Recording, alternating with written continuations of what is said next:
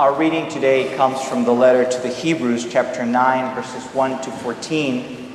And I want to tell you a little bit about this passage before I read it, because in the passage is mentioned the tabernacle, which originally was a tent. The tabernacle was the central focus of the worship life for the people, the Jewish people in ancient times.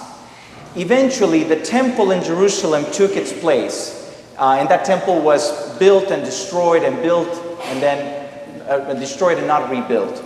The role of the tabernacle, whether it be in the tents or whether it was a building of stones, made of stones, was to think about the presence of God with God's people. The role was to symbolize that presence in very practical terms. It was the place where people offered the sacrifices on behalf of God's people to ask God for forgiveness or God's favor. So there are descriptions in this particular passage I'm about to read about that initial tabernacle, those tents. It's actually a couple of tents. It was a larger tent, and there was a holy place, and inside that tent was a smaller tent that was the Holy of Holies. And these tents were then surrounded a perimeter that was basically fenced off, and that was the entire tabernacle. And the passage is saying, as Marietta was mentioning to the children, that there was only one person that could go into the Holy of Holies, that smaller tent, and that only once a year. But in this case, the author is making a connection between that traditional high priest and Jesus, because the author argues Jesus is like that high priest and now makes good for all of that kind of sacrifice once and forever. That's the framework of this passage. I'll be reading today from the Common English Bible version. So then the first covenant had regulations for priest service in the holy place on earth. They pitched the first tent called the holy place. It contained the lampstand, the table, and the loaves of bread presented to God. There was a tent behind the second curtain, called the Holy of Holies. It had the gold altar for incense and the chest containing the covenant, which was covered with gold on all sides. In the chest, there was a gold jar containing manna, Aaron's rod that budded, and the stone tablets of the covenant that Moses brought back from the mountain. Above the chest, over the seat, above the chest, there was a magnificent winged creature casting shadow over the seat of the chest, where sin is taken care of. Now, right now, we can't talk about these things in detail.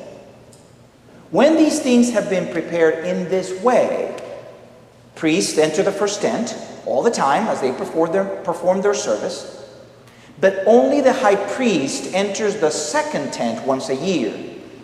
He never does this without blood, which he offers for himself and for the sins of the people committed in ignorance. With this, the Holy Spirit is showing that the way into the holy place hadn't been revealed yet while the first tent was standing. This is the symbol for the present time. It shows that the gifts and sacrifices that are being offered can't perfect the conscience of the one who is serving. These are superficial regulations that are only about food and drink and various ritual washings with water. They are regulations that have been imposed until the time of the new order. But Christ has appeared as the high priest of the good things that have happened. He passed through the greater and more perfect meeting tent, which isn't made by human hands, that is not part of this world. He entered the Holy of Holies once and for all by his own blood, not by the blood of goats or calves, securing our deliverance for all time.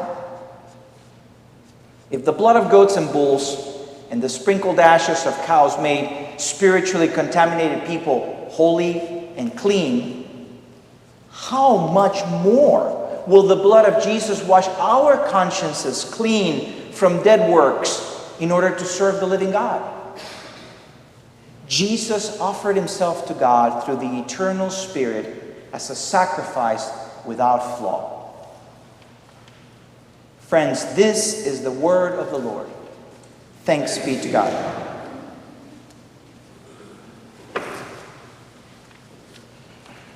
It is such a human idea.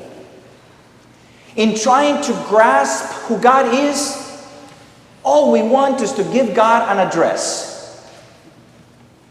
In ancient times, there was the notion that that tabernacle, that tent, was the place where God lived, or at the very least, God's office on earth, where one could make an appointment when we needed forgiveness.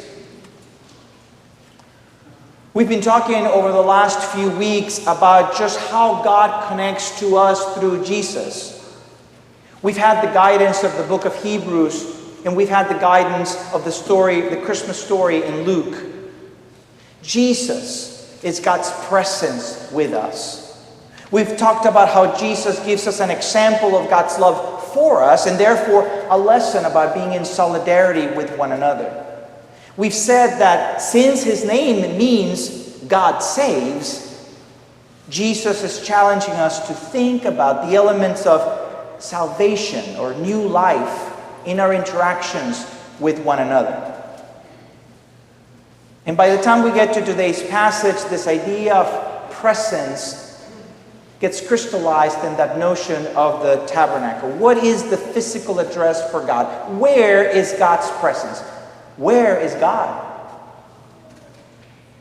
For reasons I admit I don't understand. The focus of the presence of the people of God, the presence of God as the people of God left Egypt, was centered on this tent, this tabernacle. As I mentioned, it was initially this tent. It was eventually built into a temple. That was the temple that King Solomon built in Jerusalem about 1,000 years before Jesus. Our passage gives us a glimpse of that initial tent, that first large tent, then a curtain, then a smaller tent, the Holy of Holies. And there was important stuff in that smaller tent, these relics of the life of the people of God. Can you imagine having that Ark of the Covenant? I'm sorry if you think about Raiders of the Lost Ark. I apologize for that. But that's the one. This box with things in it. Things that had meant for the people of God, that God had been with them. Manna in a little jar. The rod of Aaron. And even the tablets. The 10 Commandments. The tablets were there. And in that box, which was covered in gold, beautiful, and there were these angels above it. The notion was, the sense was, that this was the focus. This was where God was. Or that this was the place where one could approach God. But even that place was too holy to be approached more often than once a year. It meant that only once and only by one person could that place be accessed. It's holy. Holy means set aside. Holy means set aside for a specific purpose. And so to think about this tent or this setup, you might think, well, God is so busy, so important, so holy, so special. We can't bother God at the Holy of Holies all the time. Sounds right? Or maybe it was part of our human tendency to seek to control God. A way to diminish God's role in the life of the people, to limit it only to once a year. Think about that for a minute. Who really is in charge when we say that, well, you can only talk to God once a year? That's the context of that Hebrews passage that we read. Jesus is described as that one high priest that has the ability to enter that place that one time a year. That interaction with God, the presence of God. But then the author explains that the curtain leading from one tent into the smaller tent, that curtain had been opened. And more than that, Jesus had opened it. And more than that, Jesus had opened it forever. It would now stay open. Do you remember in the Gospel of Matthew, in the story of the crucifixion, when Jesus breathes his last? This is the curtain that the Bible tells us that got torn from top to bottom, giving access now to the Holy of Holies. We can read that one of two ways, I think. The access to God's presence is now open to all. Or, God is no longer limited to that little tent. These are symbolic meanings, but you get what I'm trying to say as that curtain is pushed aside. While the author of Hebrews explains Jesus' role about going into the Holy of Holies in terms of the sacrifice model of asking for forgiveness. In other words, saying instead of the blood of animals, Jesus is sacrificing himself. I want to highlight the connection of pulling back the curtain with the sacrament of communion that we will celebrate today. I make that connection because ever since Jesus instituted this meal as a holy meal, we human beings have been asking that ever so human question. And where exactly is God present when we have this bread and this juice? How is God present with us? Is Jesus present in the bread and the wine? Is it a physical presence? Is it a spiritual presence? Do the elements transform themselves into the presence of God? And so rather than lay out the very many different traditions, Christian traditions over the centuries, that have wrestled with this question earnestly and faithfully, let me suggest a larger framework. If, as the book of Hebrews says, interacting with God in ancient times was the job of a professional priest, and about once a year, what we have here is Jesus taking the most common of all human activities, eating, and declares this is the time when we are in the presence of God. But wait, even here at FPC, we only have communion once a month. I mean, really, if we had it more often, it would lose some of its holiness, right?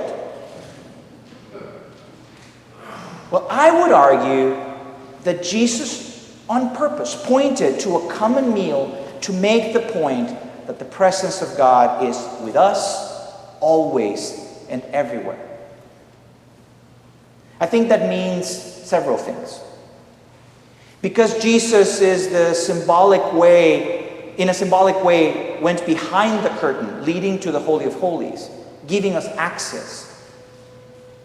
It's like we now live behind the curtain. All of us get to live behind the curtain in the presence of God. God's presence isn't somehow limited then to a small place, but it's now every moment of interaction that we have with God, if we could only perceive it. Every moment is set aside for goodness. Every moment is holy. And so every meal is communion. In communion, it is God with us and us with one another.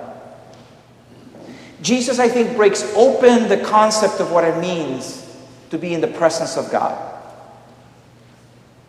Now, perhaps you're ahead of me on this. You might be thinking, if I may experience the presence of God everywhere, why couldn't I be experiencing God's presence in the golf course right now? Or still in bed, or at brunch with my family? Worship and communion focus us. Being with the congregation links us to one another. And if we take Jesus' teachings to heart, then this holy time together opens our eyes to the holy moments we'll encounter throughout the week. The music and the prayers lighten our load. The elements of communion feed us spiritually. And being shoulder to shoulder with people who are on the same journey strengthens us. We live behind the curtain now, always in the presence of God. That's what Jesus has done for us.